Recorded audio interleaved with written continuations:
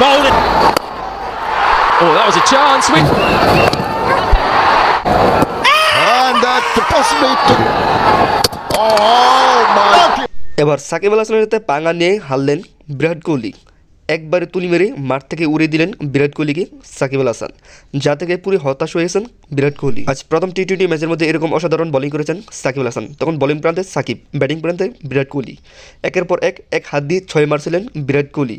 আর এরকম বিরাট কোহলি 6 মেরে হাসতে থাকেন সাকিবের দিকে তাকিয়ে, আর বলতে থাকেন, এ কি বল করেছিস তুই, তোর বল তো আমি এক হাত দিয়ে 6 মারছি। আর এরপর একবার অসাধারণ জলকের মাধ্যমে উচিত জবাব দেন সাকিব আল হাসান। আর সাকিবের সেই বলে একবার ডাইরেক্ট ক্যাচের মাধ্যমে আউট হয়ে যান বিরাট কোহলি। এরকম ক্যাচ ধরা এবং আউট হওয়ার দিকে ডাইরেক্ট হতাশ হয়ে তাকিয়ে থাকেন সাকিবের দিকে। আর অসাধারণ একটি ঝলক দেখান বিরাট কোহলিকে সাকিব আল হাসান। আর এতে একবারে হতবাক হয়ে যায় বিরাট কোহলি এবং ভাবতে থাকেন, কী ক্যাচ ধরেছে লিটন দাস এবং কি আমাকে আউট করে দিয়েছে সাকিব আল হাসান।